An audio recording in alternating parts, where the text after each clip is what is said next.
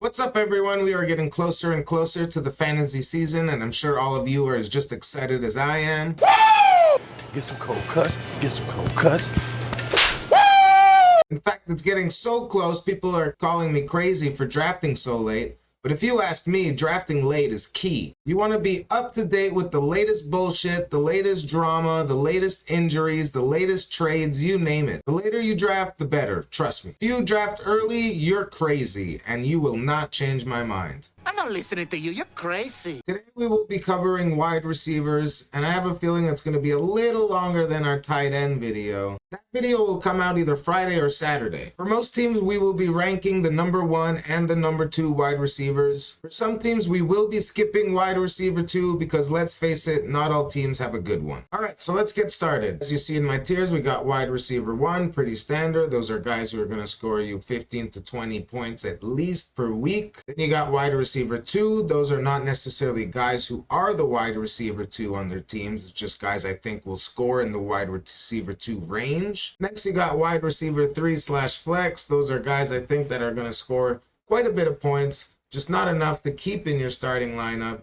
Guys you might want to flip-flop with the bench. Then you got bench. Those are guys I love putting rookies in. Guys you want to see if they'll do well midway through the season. So again, players you think will get an increase in targets and receptions if someone were to go down. Then you got bust, of course. Bust is self-explanatory. It's people I don't think are going to have good seasons at all, or just really underwhelming seasons. So as usual, we got alphabetical order. We got almost every wide receiver in the league, but again, we're not going to rank every wide receiver, just the first and second. First up, we got Marvin Harrison Jr. Marvin Harrison Jr. had a very underwhelming season as a rookie. With Kyler Murray as his quarterback, and unless I see him take a big step forward, like I said in my quarterbacks video, I don't see Marvin Harrison Jr. taking a big step forward either. For him, I will put as a wide receiver 2. I don't have a problem with that for now. I hope it changes. Obviously, he has a big name to live up to, and I hope he does. Next on the Cardinals, you got Michael Wilson. That's somebody I think could actually be a good player. Unfortunately, he's not really a featured piece on the offense. For Michael Wilson, I am going to put on a bust. Unfortunately, for Marvin Harrison Jr. and Michael Wilson, I think Trey McBride is the number 1 option. And you'll see in my tight end video just exactly where I place McBride. Next, we have the Atlanta Falcons. Again, as I mentioned in my quarterback video, I think Drake London is going to be somebody I think pops off this year. I truly think he has the ability to be a wide receiver 1. Even last year, he was a wide receiver 1, even with the subpar quarterback play from Kirk Cousins and others. Only at the end of the season with Michael Penix, I started to see consistent play out of Drake London, someone I really believe can just really have a monster year. Maybe 100 catches, 1,400 yards, 8 to 10 touchdowns. With those kind of numbers, it's pretty obvious wide receiver 1. Next wide receiver on the Falcons is Darnell Mooney. Now, he too, I think, is in the same category as Michael Wilson. I think he can be a good player. Unfortunately, I also think Kyle Pitts will be the number 2 option this year in Atlanta. Not saying Kyle Pitts is going to have a good season by any means. I just think he's going to be the number 2 target. So for that reason, I will also put Darnell Mooney in the bust. Baltimore Ravens. We got Zay Flowers and Rashad Bateman. Rashad Bateman just got a pretty decent paycheck, and you don't give paychecks like that if you don't plan on using a player. Bateman is someone I definitely can see playing in the flex wide receiver 3 range. He had a decent amount of touchdowns last year. Not a lot of catches or yards, but touchdowns are king in fantasy football. And if he can just increase his yards and catches a little bit this year, wide receiver flex is actually a steal. Now, he's not the number 1 receiver on the Baltimore Ravens. That would belong to Zay Flowers. Zay Flowers is a very interesting player. I don't know if he'll ever be a true wide receiver 1. At best, I can put him wide receiver 2. But this year, with, like I said, Rashad Bateman getting that contract, I think they really like Bateman. They have DeAndre Hopkins now. I'm not going to place him in this video because I really think DeAndre Hopkins is washed. As you saw in the Super Bowl, that drop was horrendous. So for Zay Flowers, I will also put in the wide receiver 3/flex. Buffalo Bills. Now, the Buffalo Bills don't really even have a wide receiver 1, let alone a wide receiver 2. However, with a quarterback like Josh Allen, every wide receiver has a chance to eat.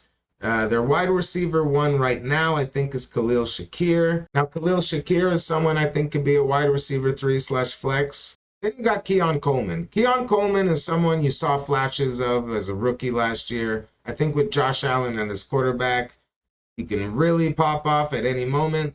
Until I can see a few consistent games, I'll put him on the bench. Carolina Panthers, where their wide receiver 1 is actually a rookie. Their wide receiver 2 is a very old veteran. And their wide receiver 3 is who did not play that very well as a rookie. T-Mac, as I like to call him, because I'm not going to lie, I'm not really sure how to pronounce his name, and I don't want to butcher it in front of millions of people watching right now. Right. However, I do think he's going to have a really good season as a rookie. Obviously, he's going to get a lot of targets. I can see him being a wide receiver 3/flex. I'm actually going to put him in a wide receiver 2. Call me crazy, call me nuts. I don't care. After that, I really do think Adam Thielen will resume the wide receiver 2 role. Now, he's very reliable for Bryce Young. Bryce Young seems to love him as a security blanket. I don't think he's going to have a huge season. For that, I'll put him on the bench. If I'm stuck in a bye week situation with multiple wide receivers, or an opponent of mine, or a league mate of yours is desperate for a wide receiver, I'll keep him on the bench. Then you got DJ Moore of the Chicago Bears now. Odunze will step up, absolutely. I'm going to rate him next, don't worry.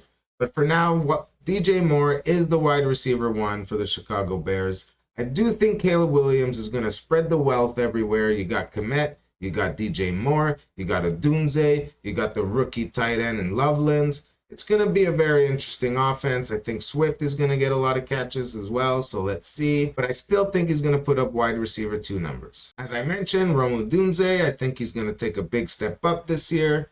I don't know how big of a step because, like I said, I think they're going to spread the wealth. So for him, I'll put wide receiver 3/flex. He could easily bump up to the wide receiver 2. Next, we have arguably the best wide receiver duo in the league. Now, I say arguably because we still have quite a few good duos. This duo, I'm talking about the Cincinnati Bengals and Jamar Chase and T. Higgins. Chase can easily win the Triple Crown again this year. I would not be shocked if he does, but I would also still be shocked if he did. You don't need to win the Triple Crown to be wide receiver 1, though. And I think Jamar Chase has a strong shot of being the number 1 wide receiver overall in 2 years in a row. So I'm going to put him wide receiver 1 ahead of London right now. And it's really not a hard choice. Then you have T. Higgins. He is someone I think will also put up wide receiver 1 numbers this year. I think Joe Burrow, like I said, is going to pop off. He's going to go off. He's going to have an MVP type season. I think him and Jalen Hurts are going to be 1 and 2 in the running. So yes, T. Higgins, I think, will have 90 catches, 1,200 yards, 10 touchdowns again. He will have wide receiver numbers. Absolutely. Now we're in the portion I got to scroll up and down a little bit for the video. I hope you guys don't mind. Next team up, we got the Cleveland Browns. Now, their wide receiver 1 right now is Jerry Jeudy.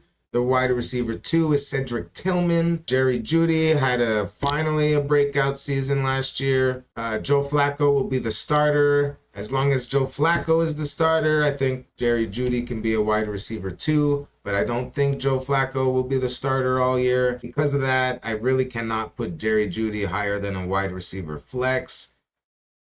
You know what? No, I can't even put him higher than a bench. I got to see what the hell happens because last year could be easily a fluke. Now we have Cedric Tillman of the Browns. A few seasons ago, he had a few games where we really thought he was going to be like a really good wide receiver. Really cooled off since then. Now I think you can't even, if I'm putting Jerry Jeudy on the bench, I got to put Tillman as a bust. I mean, I have to. Dallas Cowboys. Dak Prescott has a new fancy toy in George Pickens. I think him and Lamb will actually make a really good wide receiver duo. I think Dak Prescott is going to have a really good season as well. He'll definitely put up a lot of pass yards. And because of that, I can see CeeDee Lamb being a wide receiver 1, easily hands down. I'll put him right next to Jamar Chase as wide receiver 2 right now. And as for George Pickens, I think he has the potential to easily be a wide receiver 2 next to CeeDee Lamb. He can put up 1,000 yards, have a few touchdowns. He is going to be the deep threat. Now we got Courtland Sutton of the Denver Broncos. He's had an interesting career. Ever since he came out of college, it's been a little underwhelming. For a guy with his size and his speed and his hands, personally at least, thought he was going to be a wide receiver one for years. We haven't really seen that. We started to see that at the end of last year with Bo Nix. I think this year, with an extra year with him, extra year of building chemistry, we saw a little bit in that last preseason game. I think Courtland Sutton ends the year as a wide receiver one. Next on the Broncos, you got Marvin Mims as your wide receiver. Or maybe Troy Franklin, their rookie from last year. I'm just going to go with Troy Franklin. I think he's going to be the wide receiver two. I don't think Marvin Mims will end up being the wide receiver two. I do like Mims, but he's really just like the once-in-a-while deep threat. But even then, Troy Franklin, I want to put on the bench. I don't know what that passing game is going to look like beyond Courtland Sutton. You know, we got Sean Payton as the head coach. We know he loves to run the football. We know he loves to use his running backs as pass catchers. He likes his tight ends. We'll see. Now we got the Detroit Lions. The Detroit Lions have a really solid 1-2 punch at wide receiver. You got Amon-Ra, the possession guy, the touchdown guy, reliable guy. And then you got Jameson Williams, the obvious deep threat, and someone who had 1,000 yards and only like 60 catches last year, which is just nuts. It's just nuts. This year they don't have Ben Johnson as the offensive coordinator. I am not sure if that's going to hurt them. I mean, it's going to hurt them a little bit. I don't know if it's going to hurt them to the point where their offense won't be good anymore. Amon-Ra is an unquestioned wide receiver one. I'm going to put him above. I'm going to put him right after Lamb. For Jameson Williams, he is easily a wide receiver 3/flex. He could actually end the season with wide receiver 2 numbers. Okay, then we have the division rivals, the Green Bay Packers. Their wide receiver 1 right now is Jayden Reed. Now, I don't know how long Jayden Reed will be the wide receiver 1 because they did draft Matthew Golden. I think eventually Golden takes over as the wide receiver 1. So for now, let's just say they're each 1A, 1B, or 2A, 2B, whatever. Now, Jayden Reed was actually putting up some pretty consistent numbers last season, but then he kind of cooled off. I don't know what it was. Jordan Love, like I said, I think is overrated. I don't think he's the type of quarterback that can spread the wealth evenly. I think Jayden Reed takes a step back this season, especially with Matthew Golden. However, I don't think he's going to be terrible. Let's put him wide receiver 3/flex. Let's see how the season goes, because as of right now, at least, he is the wide receiver 1, and Jordan Love does like to throw his way. Then we got Matthew Golden, the rookie. I think he will start off slow. I think he's worth putting on the bench. Once you start seeing him heat up a little bit, I would put him in as a starter, and we'll see how it goes. Brings us to the Houston Texans. The Houston Texans have a fantastic wide receiver 1 in Nico Collins. This year, if CJ Stroud's O-line can keep him upright and Nico Collins can stay healthy, he is going to have a major year. He is going to be a fantasy wide receiver 1 without a doubt. I just got to find him here on my list. There he is. Perfect. Let's put him right up there, wide receiver 1. I think he's going to be, maybe he could easily have a top 5 season. After that, with the injury to Tank Dell last year, he's still on the shelf. They signed Christian Kirk. Now, Christian Kirk has always been pretty a reliable target, no matter where he's been. This year, I think he can be another reliable target for CJ Stroud, now that he's probably going to be the number 2 wide receiver. Now, I don't see a huge year coming from him. Put him on the bench. He could easily be a wide receiver 3 flex, but let's put him on the bench. After that, we have the Colts. After that, it's the Colts. Now, the Colts don't have a good... After that, it's the Colts. The Colts do not have a good quarterback room. They have Daniel Jones as the starter now, and Anthony Richardson as the backup. They drafted Richardson a couple of seasons ago thinking he could be the next Jalen Hurts. After showing flashes in his rookie season, last season went horribly wrong. He even tapped out at one point in a game, and you just do not tap out when you're a professional quarterback. Now, after another offseason of giving him a chance to grow, he still hasn't. They even named Daniel Jones the starter. Daniel Jones the starter. Now, it's really a shame because they do have a talented wide receiver group. The number 1 there is Michael Pittman. Better quarterback play. I think Pittman can easily be a wide receiver 1. But with Daniel Jones and Anthony Richardson passing the ball, cannot see Michael Pittman being better than a wide receiver 3/flex. As for the number 2 in Josh Downs, I don't see a world where he can get enough targets and catches and yards to be relevant in fantasy football.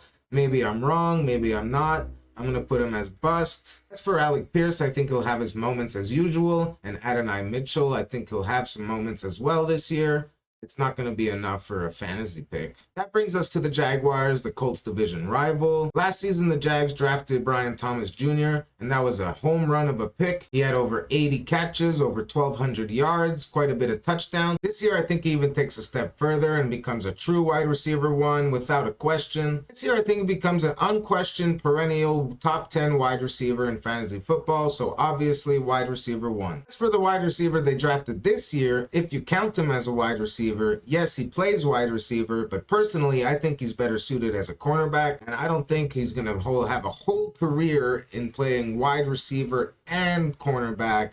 Let's face it, this is the NFL. So, for as wide receiver, see if Travis Hunter has the chops to do both sides all season long. If he, let's keep him on the bench. After that, we got the Chiefs. Every wide receiver who has Patrick Mahomes as their quarterback has a chance to do great. This year, I think if not for all the legal issues and the possible suspension for Rashee Rice, he could have easily been a top 10, top 15 fantasy wide receiver, but I'm not sure with all the drama. So for now, let's put Rashee Rice on the bench, simply because of the issues. After that, we got Xavier Worthy. Now, Worthy had a pretty decent rookie season. You saw what he did in the Super Bowl in the late period of it when it didn't really matter. Still, it was impressive. It was nice to see. He had a strong end to the season. He'll only get better. Let's keep him as a flex. You also have veterans like Hollywood Brown and Juju Smith-Schuster on the team, but I think these two are obviously the main targets after Kelsey, if you consider Kelsey a main target still. The Raiders receiving room has Jacoby Myers and the newly acquired Amari Cooper. They also still have the Speedy Tucker, and of course their tight end and Brock Bowers, but that's for another video. With Geno Smith as the quarterback in Las Vegas, I'm not seeing a prolific passing game. Obviously, I think Bowers is going to be the number one option, leaving little room for the wide receivers. Recently, Jacoby Myers requested for a trade. I don't know if they'll do it. Maybe, maybe not. We'll see. Doesn't really matter. I don't see a huge season coming either way. Jacoby Myers can consider a bust. And Amari Cooper can also kind of bust. The Los Angeles Rams. Matthew Stafford is and always has been a great quarterback. He's always had a great wide receiver. I don't know if he's always had two fantastic wide receivers in Puka Nacua and Davante Adams. Puka Nacua, we've seen the last 2 years. He's obviously a fantastic wide receiver. Matthew Stafford loves throwing the ball to him. He's going to be a wide receiver one. And for Davante Adams, as long as everything goes well and everyone stays healthy, Davante Adams will be a wide receiver two. He's still doing it, even at his age, at a consistent rate. And he's all reliable. Then we got the Chargers. The Chargers drafted Ladd McConkey last year, and Ladd McConkey had a fantastic rookie season. I seem to be saying that a lot, but what can I say? Rookie wide receivers seem to be getting a lot better and better throughout the years. McConkey is someone I think will have another fantastic season. He's going to be the number one option in Los Angeles. Even though they re-signed Keenan Allen, McConkey will be a wide receiver one. But now since Keenan Allen is back, I still think Justin Herbert will enjoy having him back, and I think he will have a lot of targets. I'm not sure if he's going to have as much targets as he did 2 years ago, especially with Ladd McConkey in the picture. But still, chalk me up for Keenan Allen as a wide receiver 3/flex. Okay, the Dolphins. Now, the Dolphins are probably the hardest ones to predict. Tyreek Hill 2 years ago was the wide receiver one with easily the wide receiver one. Jalen Waddle 2 years ago was a fantastic wide receiver. He had 1,300 yards, 8 touchdowns. Tua, I don't know what's going on with Tua. This guy cannot escape concussions. If the Dolphins offense can come close to back to what they looked like 2 years ago, I think they'll all have a good season. They won't have fantastic seasons. Give me Tyreek Hill as a wide receiver 2. And you know what? Give me Jalen Waddle also as a wide receiver too. Now the Minnesota Vikings, I don't have to tell you. Obviously, they have Justin Jefferson. Justin Jefferson is going to be a wide receiver one. I'm not even going to waste time on it. Give me top 3, top 2, whatever. Let's go top 3. His number 2 and Jordan Addison is suspended. So let's not get too hyped up on him. He ended the season very strong, but that was with Sam Darnold, not JJ McCarthy. We have no idea what kind of chemistry that's going to look like. I'm not going to call him a bench because he is a good wide receiver too, so I will put him on the bench, but I cannot start him, not right away. Now we have the New England Patriots. The New England Patriots don't have a wide receiver group worth drafting, not outside of Stephon Diggs. I think Stephon Diggs will get most, if not pretty much all the targets. I do like Hunter Henry. I do like Demario Douglas, but again, it's not going to be a game-breaking passing game. Drake May is still developing. I think he'll have a decent season, but Stephon Diggs, he can finish as a wide receiver too. But I'm going to put him as a wide receiver 3/flex. I do still think he has some left in the tank. As for the wide receiver 2 and Demario Douglas, I will put him on the bench.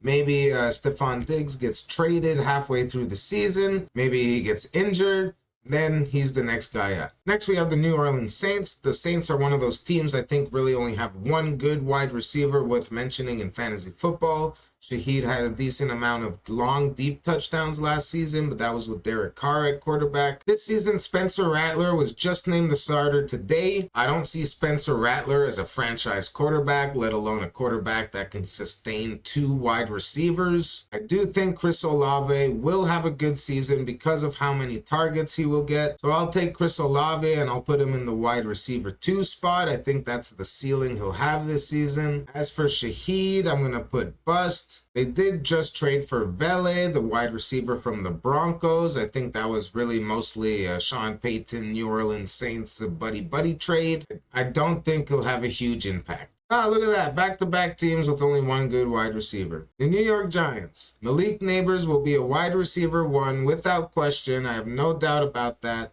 Let's just put him as a wide receiver 1. Let's put him a little bit ahead of Nico Collins. Not ready to put him ahead of Brian Thomas Jr. yet. Okay, back-to-back teams with only one good wide receiver. The New York Jets. I'm not going to lie, in fantasy football, you kind of want to see that. You want to see one receiver that's going to gobble up all the targets, and then you know he's going to be good by default. Garrett Wilson, I think, is going to be that kind of wide receiver this year. I'm going to put him at the tops of the wide receiver 2. We have seen Justin Fields can produce a good wide receiver fantasy season. So let's put Garrett Wilson at the very top of the wide receiver 2. Now we land on the defending Super Bowl champions, the Philadelphia Eagles, my favorite team. Obviously, I don't have to say much. I don't want to say much. I don't want you guys to think that I'm just glazing them. So I'll keep them short and sweet. A.J. Brown, obviously, wide receiver 1. Devontae Smith, obviously, wide receiver 2. That should be a wide receiver 1. I do like Jahan Dotson, and I love that they acquired the Canadian John Mechie. I hope he does well. I hope they're both mainstays. I love our receiving core. It's maybe one of the best in the league, if not the best. Okay, now the Steelers. That's another team I think will only have one viable wide receiver, at least fantasy-wise option. That's DK Metcalf. DK Metcalf is a freak of nature, athletic-wise. We all know that. Aaron Rodgers here is the problem. Aaron Rodgers is washed up. His numbers look better than they really were last season. I don't think he looks very good. As I said in my quarterback video, that he looks slow and sluggish. But I still do think DK Metcalf will produce wide receiver 2 numbers. Okay, guys, almost there. It's a little longer video this time. I know, I'm getting tired. Me here, we're almost done. We're at the San Francisco 49ers. They traded away Deebo Samuel this offseason, leaving Brandon Ayuk as the unquestioned wide receiver 1. If Brandon Ayuk comes back healthy, and then Kyle Shanahan's offense, Brock Purdy will feed him with targets, and I think he can be a low-end wide receiver 1 to a high-end wide receiver 2. Let's put him in the high-end wide receiver 2. There are other 2 wide receivers in Juwan Jennings and Ricky Pearsall. I think will have decent seasons. Pearsall, I think, is the better wide receiver at the end of the day. I do think he might have an impact considering Kyle Shanahan's offense. It does leave a lot of room for a lot of players to have a decent amount of numbers. So let's put Ricky Pearsall on the bench. Seahawks. We've been accustomed to seeing DK Metcalf and Tyler Lockett command that wide receiver group the last several seasons. It looks completely different now. Jackson Smith and Jigba is the wide receiver 1. Honestly, from the top of my head, I can't even think of the wide receiver 2. Oh, okay, right. Cooper Kupp, sorry.